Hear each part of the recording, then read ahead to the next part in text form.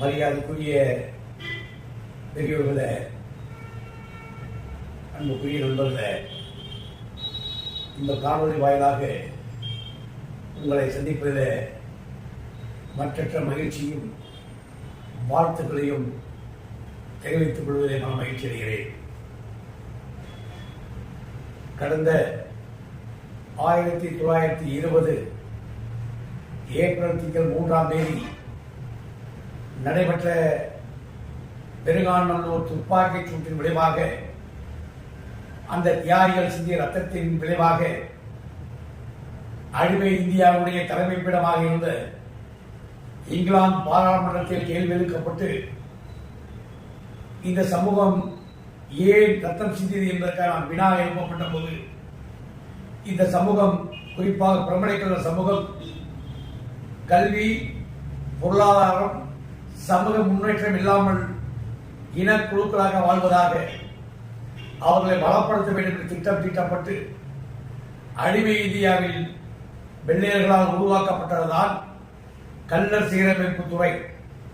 100 ஆண்டுகள் கடந்து அந்த துறை எண்ணற்ற லட்சக்கணக்கான மாணவர்களையும் அடித்தட்டு மக்களையும் பலப்படுத்திட, சமூக அந்தஸ்து பெற்றிட, இந்த சமூகத்திற்கு ஒரு மறுவாழ்க்கை அளித்திட மிக கடுமையாக பாடுபட்டது என்பதை வரலாற்று புரிந்தவர்களுக்கு தெரிந்து கொண்டோம்.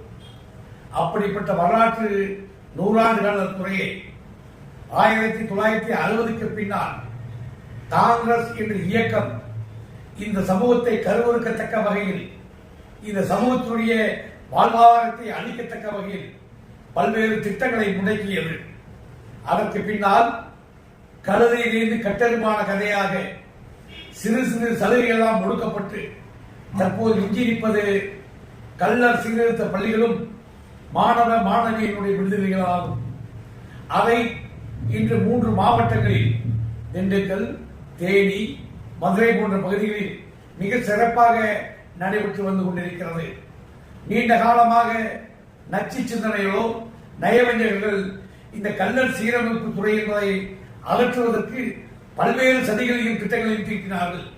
அதில் எங்களை போன்றவர்கள் முன்னின்று பல்வேறு போராட்டங்களை அரசின் கவனத்தை ஈர்த்தும் அரசுக்கு எதிராகவும் களமாடி அந்த சதியும் சூழ்ச்சியும் முறியடித்திருக்கின்றோம். அப்படிப்பட்ட ஒரு வரலாற்று சிறப்பு மிக்க வெள்ளையரால் கொண்டு வரப்பட்ட ஒரு சமூகத்தினுடைய விடுதலுக்காக உருவாக்கப்பட்ட அந்த கள்ளர் சீரமைப்பு துறையை கடந்த 2 மாதங்களாக எங்கோ நடைபெற்ற மாணவர்களுக்குள் நடைபெற்ற மோதல்களை ஒரு ஜாதிய கலவரமாக முன்னிறுத்தி அதற்காக அமைக்கப்பட்ட நீதிபதி சந்துரு என்ற அழுகிய மூளையும் அழுக்கு சிந்தனை போன்ற சந்துரு அவர்கள் இந்த கள்ளர் பள்ளிகளையும் அகற்றப்பட வேண்டும் என ஒரு அறிக்கையை அரசுக்கு தாக்கல் செய்திருக்கிறார்கள். தாக்கல் செய்தவுடன் நாங்கள் அத்தனை அமைப்புகளும் ஒன்று சேர்ந்து, குறிப்பாக பாரதிய ஃபார்முலா உட்பட அத்தனை அமைப்புகளும் ஒன்று சேர்ந்து அனைத்து தலைவர்களும் பல்வேறு போராட்டங்களை முன்னெடுத்துக் கொண்டிருக்கின்றோம். அதன் விளைவாக சட்டமன்றத்தில் இன்றைய பிற்பட்டோர் நலத்துறை அமைச்சர் கண்ணப்பன் அவர்கள் அப்படிப்பட்ட ஒரு திட்டம் இல்லை என்று அறிவித்திருக்கிறார்கள். இருந்த போதிலும் கூட மறைமுகமாக இந்த கள்ளர் பள்ளியையும் கள்ளர் விடுதியையும் கள்ளர் சீரமைப்பு துறையும் அகற்றிட, அழித்திட ஒரு மிகப்பெரிய சதிகார கும்பல்கள் சதிதீட்டிக் கொண்டிருக்கிறார்கள். இதற்கான போராட்டத்தை பாதிக்கப்பட்ட பிரபலங்கள் மக்களோடு இணைந்து அனைத்து ஃபார்ம் பிளாக் இயக்கமும் அனைத்து சமுதாய இயக்கங்களும் களத்தில் இருந்து போராடி வருகிறோம். ஆனால் தமிழகத்தில் இந்த சமுதாயத்தை கூறி, இந்த சமுதாயத்தை பெயரை சொல்லி வாழ்ந்தவர்கள், வசதி படைத்தவர்கள், அரசின் அதிகாரத்தை பெற்றவர்கள், வாழ்க்கையில் பலம் பெற்றவர்கள் தான் அமைதி காத்துக் கொண்டிருந்தார்கள். இந்த வேளையில் இந்த நியாயமான கோரிக்கையை ஒரு 100 ஆண்டு கால ரத்தம் சிந்தி பெற்ற சரித்திர இயக்கமா கள்ளர் சீரமைப்பு துறையை பாதுகாக்கிற தமிழ்நாட்டில் முன்னாள் முதல்வரும் இந்நாள் எதிர்கட்சி தலைவரும் அனைத்து இந்திய அண்ணா திராவிட முன்னேற்ற கழகத்துடைய பொதுச் செயலாளர் மாண்புமிகு எடப்பாடி அவர்கள் இந்த ஊமை ஜனங்களுக்கு, இந்த போர்க்குடி சமூகங்களுக்கு ஆதரவாக இன்று கிளம்பியிருந்திருக்கிறார்கள். குறிப்பாக பிரமலை கள்ளர் சீர்திருத்த உருவாக்கப்பட்ட இந்த கள்ளர் சீரமைப்பு துறையை பொதுப்பள்ளிகளோடு இணைப்பதோ, கள்ளர் கல்விக் கழகத்தின் கள்ளர் சீரமைப்பு துறை மீது கை வைப்பதோ ஒரு மிகப்பெரிய கடுமையான கண்டிக்க வேண்டிய நிகழ்ச்சி என்று இன்று அறிக்கை வாயிலாக கொடுத்திருக்கிறார்கள்.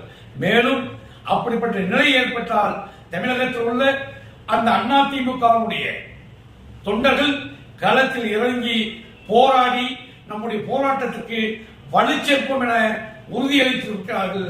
அவர்களுக்கு பாரதிய ஃபார்வர்ட் பிளாக் கட்சி சார்பாகவும் பாதிக்கப்பட்ட அத்தனை பிரமணிக்கர் சமுதாயத்தின் சார்பாக எங்கள் மனமார்ந்த நன்றியினை எடப்பாடியார் அவர்களுக்கு தெரிவித்துக் கொள்வது ஒரு மகிழ்ச்சி அடைகிறேன்.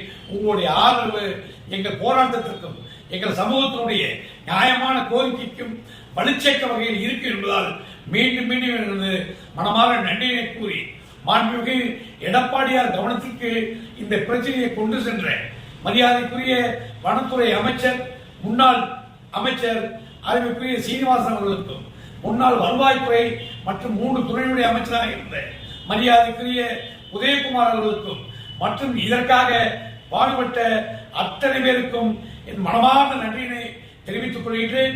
எப்பொழுதும் உங்களுக்கு துணையாக நிற்போம். எடப்பாடியார் களத்தை தமிழக அரசியலில் வலுப்படுத்த கரத்தை ஓங்கி பிடிப்போம் என பணிவோடு தெரிவித்துக் கொண்டு உங்களுடைய ஆதரவுக்கு நெஞ்சார்ந்த மனதார்ந்த நன்றியினை தெரிவித்துக் கொள்கிறேன். மீண்டும் மீண்டும் தெரிவித்துக் கொள்கின்றேன். நன்றி, வணக்கம். வாழ்க தேவர் நாமம். ஜெய